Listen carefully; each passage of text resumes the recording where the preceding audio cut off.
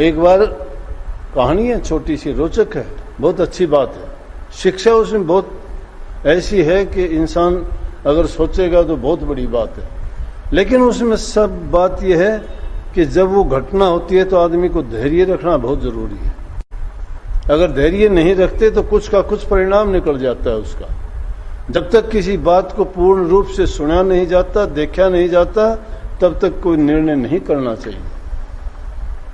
निर्णय तभी करो कि बात पूर्ण रूप से आजमा के और ठोक बजा के देखो कि ये बात थी क्या, इसका कैसे हुई और इसका कारण क्या था। जब उसको ये पता लग जाता है तो फिर उसके स्वरूप को समझ लेता है, वो बहुत सी आफतों से बच जाता है।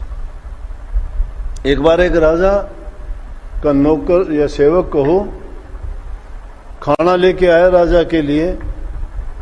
खाना परोसने लगा, राजा बैठा था और थाली सामने रख के कटोरियों में जब सब्जी डालने लगा तो कहीं चम्मच से सब्जी ज्यादा ऊंचाई से कटोरी में गिरने के कारण राजा के कपड़ों पर एक उसमें से थोड़ा सब्जी का भाग जाके कपड़े पे गिर गया। अब राजा ने भी उसकी तरफ देखा कि एक नौकर की क्या हैसियत कि राजा के कपड़े खराब कर दिए। और राजा ने भी एकदम जब उसको देखा तो उसके राजा के चेहरे से लगने लगा कि बहुत क्रोध है। जब ये बात उसने देखी, नौकर ने या सेवक ने, उसने क्या किया कि पूरी की पूरी उसमें कटोरी में से लेके राजा के पूरे कपड़ों पर और सब्जी छिड़कनी शुरू कर दी। बहुत ज्यादा सब्जी उसके पूरे कपड़ों में छिड़की तो राजा कहने लगे, ये क्या किया तुम? बोला, जी मुझे पता है मेरे से गलती हुई, मुझे ये पता है मेरे से गलती हुई कि आपके कपड़े मैंने खराब कर दिए। थोड़ी सी लापरवाही के कारण सब्जी आपके कपड़ों पे गिरी, आपके कपड़े खराब हो गए। जाहिर है आप राजा, मैं नौकर, मेरी हैसियत कुछ नहीं, मुझे सजा मिलनी थी, मिलेगी भी, अब भी मिलेगी, सजा मिलेगी मुझे मेरी गलती की। लेकिन मैंने सोचा कि अगर इस बात के लिए मुझे सजा मिलेगी तो लोग कहेंगे राजा ने एक थोड़ा हा सब्जी का छिट्टा गिरने के कारण ये सजा दी सेवक को। इसलिए मैंने आपकी बदनामी से बचाने के लिए आपको, कि आपकी बदनामी ना हो, इसलिए आपके पूरे कपड़े खराब कर दिए, ताकि आप मुझे सजा दोगे तो ये बात तो होगी कि राजा ने जो है नौकर की जो बदतमीजी थी उसके लिए ये सजा दी, कि ताकि आपकी बदनामी ना हो, मैंने ये काम इसलिए किया। कितनी समझदारी इसमें है। और राजा ने भी जब तक वो सब्जी उस पर डालता रहा कितना धैर्य रखा, लेकिन जब वो डालने का ऐसा करने का कारण पूछा तो राजा को पता लग गया। और राजा के संयम और धैर्य के कारण, राजा पूरी बात को समझने के कारण उसने निर्णय लिया कि देखो तेरे इज्जत और सम्मान के लिए इसने कैसी बात की। अपने आप को इसने पूरा ही झोंक दिया कि सजा मुझे कितनी भी क्यों ना मिल जाए, लेकिन मेरे बादशाह की, मेरे मालिक की बदनामी ना हो। इसको दूसरे लोग ये ना कहें कि इस बात के लिए इसको सजा दी गई। देखने के लिए बात बहुत छोटी लगती है, ऐसा करते हुए अगर उसको देखते हैं तो बात बुरी भी बहुत लगती है, लेकिन जब बात की उसकी जो गुण और शिक्षा की तरफ जाते हो तो इंसान को सब कुछ सिखा देती है। सेवक के भाव से उसने क्या किया कि भाई किसी भी प्रकार से मेरी बदनामी हो जाए, मुझे सजा मिल जाए, मुझे कष्ट और दुख हो जाए, कोई बात नहीं है, मैं बर्दाश्त करूंगा। और वो भी किस लिए कि मेरी गलती थी। गलती को जो स्वीकार ही नहीं करता है इंसान तो बुरे से बुरे पाप कर्म करके, उल्टे सीधे कर्म करके भी अपने आप को पाक और साफ साबित करने की कोशिश करता है। कहता नहीं मैंने थोड़ा किया, नहीं मानता। और जब तक आदमी मानता नहीं है तो बहुत डबल उसको सजा मिलती है। और उस तरफ से उसने देखो कितना उसमें समर्पण भाव है कि अपने स्वामी के लिए कितना उसने सजा को स्वीकार कर लिया कि कितनी भी बड़ी सजा क्यों ना मिल जाए, लेकिन जिसका मैंने अन्न खाया है, जिससे मैंने अपना जीवन पाया है, वो उसकी बदनामी किसी भी रूप में नहीं हो, इसलिए उसने ऐसा काम किया। राजा ने भी जब धैर्य से, बड़े आदमी, ज्ञानवान आदमी सूझबूझ से काम लेते हैं, विवेक से काम लेते हैं, इसलिए हमें शिक्षा लेनी चाहिए कि छोटी मोटी बात के लिए जब कोई ऐसी बात हो तो हमें भी विवेक से, धैर्य से और संयम से काम लेना चाहिए। ये अच्छे गुणों में मिलते हैं, ये अच्छे संस्कारों से प्राप्त होते हैं। सत्संगी और सेवक धर्म में बहुत ऐसी बातें होती हैं कि जिनको निभाना बड़ा कठिन होता है। गुरु बनना सहज होता है, सेवक बनना सहज नहीं होता, क्योंकि सेवक जो इंसान काम करता है उसमें तो गलतियां ही गलतियां होती हैं। जो काम करने वाला होता है उससे गलतियां होंगी, क्योंकि वो काम करता है। जो काम करता ही नहीं उससे गलती कहाँ होगी? उसकी तो एक ही गलती, सब गलतियों का उसने एक ही जगह काम कर दिया कि वो करता ही नहीं है कुछ भी। जो नहीं करता है तो गलती और सही का सवाल ही नहीं उठता वहां पे। इसलिए हमें अपने रोजाना के जीवन में ऐसी घटनाएं जो घटित होती हैं उनको अपने ऊपर लागू करना चाहिए, और अपने ऊपर लागू करके उनके जो अच्छे गुण हैं अपने जीवन में उतार लेने चाहिए। ये सत्संग है। ये सत्संग नहीं है कि आके तुम आश्रम में दाखिला मिल गया, ये रूहानी कॉलेज है, यहां वो डिग्री मिलती है कि जिसको काल माया क्या यम और यमदूतों को किसी को भी उस सत्संगी को देखने की इजाजत तक नहीं होती।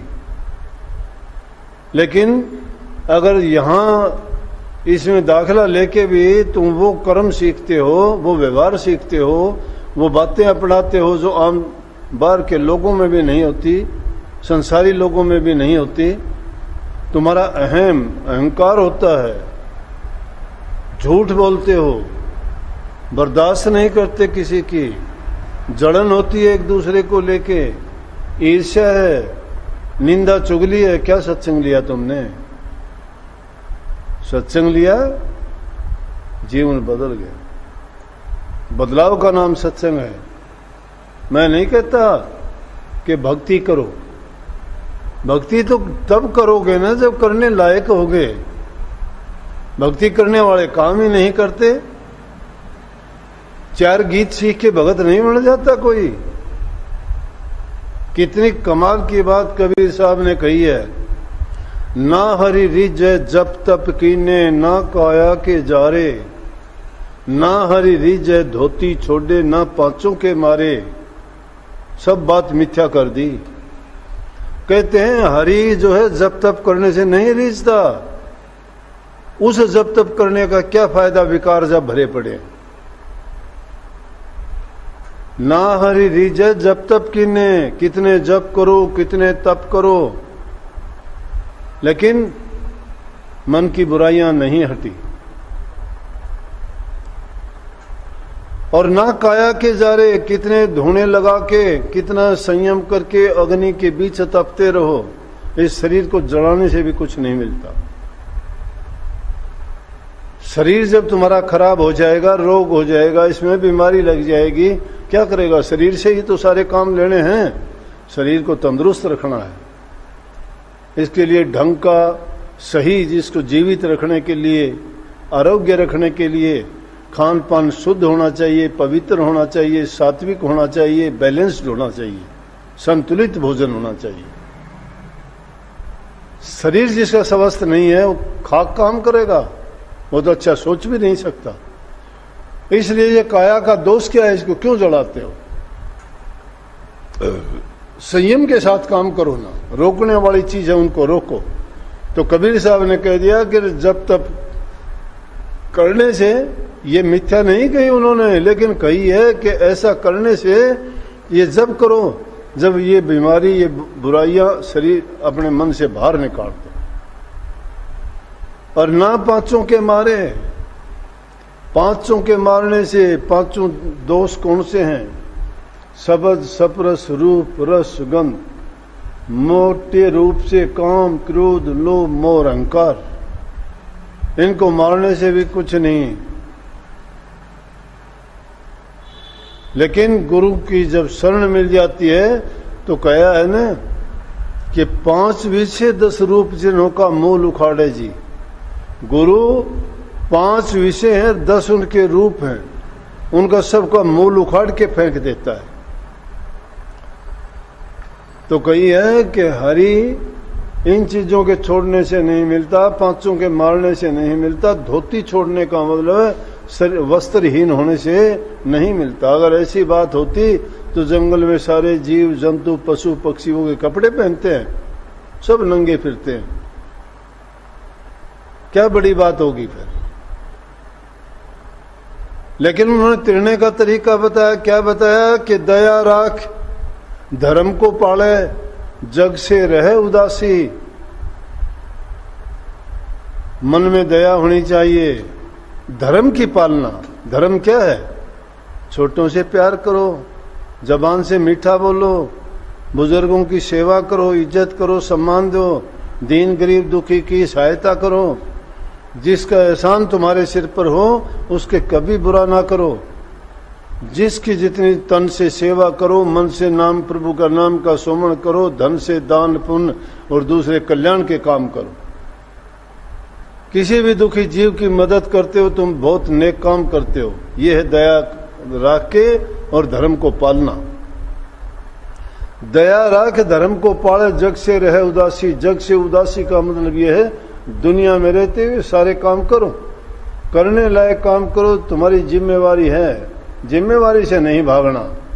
पुत्र के रूप में तुम परिवार की सेवा करो, पिता के रूप में तुम अपने परिवार का लालन पालन करो, माँ के रूप में घर गृहस्थी में संतान के लिए जितना पति के लिए तुम कर सकते हो, जो तुम्हारा फर्ज है वो पूरा करो।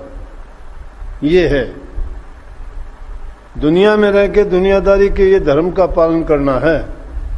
और जग से उदासी क्या है कि सब चीजों का पालन करते हुए, घर मेरा है जब तक रहता हूं, लेकिन मेरा नहीं है क्योंकि छोड़ के जाना है। धन संपत्ति मेरी है जब तक है, जितना प्रयोग करता हूं जरूरत के मुताबिक करूं, लेकिन उसके बाद मेरी नहीं है, छोड़ के जाऊंगा। परिवार मेरा है, उनके साथ में रल मिल के हंस बोल के मिलजुल के सब काम करते हैं, लेकिन किसी को मन देके उनके यूं नहीं बंधते कि कोई किसी के साथ नहीं चलना। उनको भी छोड़ के जाना है, वो भी आपको छोड़ के चले जाएंगे, नहीं पता कौन कब चला जाए। इसलिए जग से उदासी रखो, तुम्हारी चीज है उससे मतलब जोड़ो, संबंध जोड़ो। वो सिर्फ एक शक्ति है, प्रभु शक्ति, और उसका रास्ता दिखाने वाले गुरु हैं। गुरु से नाता जोड़ लिया तो प्रभु से नाता जोड़ लिया, क्योंकि प्रभु को हमने कभी प्रगट रूप में देखा नहीं, पाया नहीं, समझा नहीं, जाना नहीं।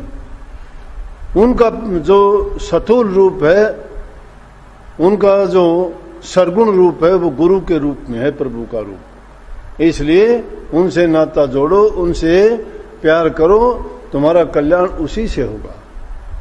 तो ये बात कितनी स्पष्ट कही है कि जब तक इंसान बुराइयों को तिलांजलि नहीं देता है, तब तक वो कितने डींग मारता रहो, कितनी कोशिश करता रहो, कितना दिखावा करो, शरीर को जलाओ, जप करो, तप करो, यज्ञ करो, पूजा पाठ करो, तीर्थों में जाओ, व्रत करो, कितने काम हैं, करो, खूब करो।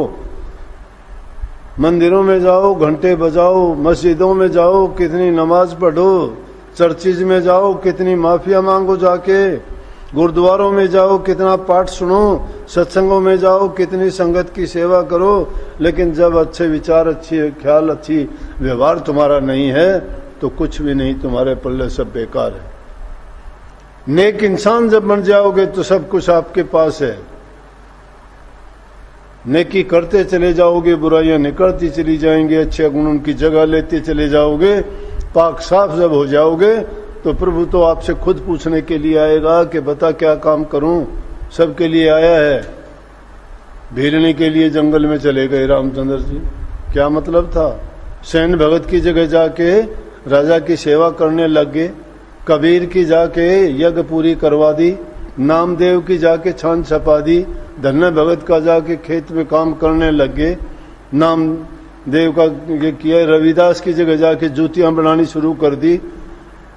अरे किसके लिए नहीं किया? जो उसको याद करता है उसके लिए प्रगट हैं, वो खुद प्रगट होके खुद आके पूछते हैं कि मेरे भगत को कोई दिक्कत तकलीफ तो नहीं, लेकिन उससे पहले वो उनकी देखता है कि कितना सच्चा है, कितना अच्छा है।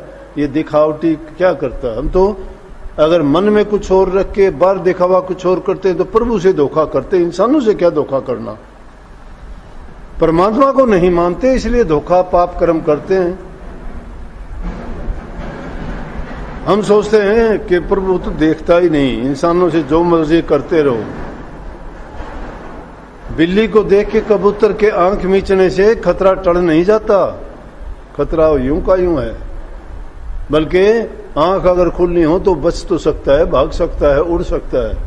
आंख बंद करने से तो उसने अपने आप को उस काल के हवाले कर ही दिया। इसलिए सतर्क रहते हुए कदम कदम पर सोच विचार के बुराइयों को छोड़ के अच्छाइयों को अपना के जीवन को जो जीता है उसका जीवन सुखी हो जाता है। सुखी जीवन जीने के लिए जीवन का बदलाव होना चाहिए और वो बदलाव सत्संग में ही हो सकता है।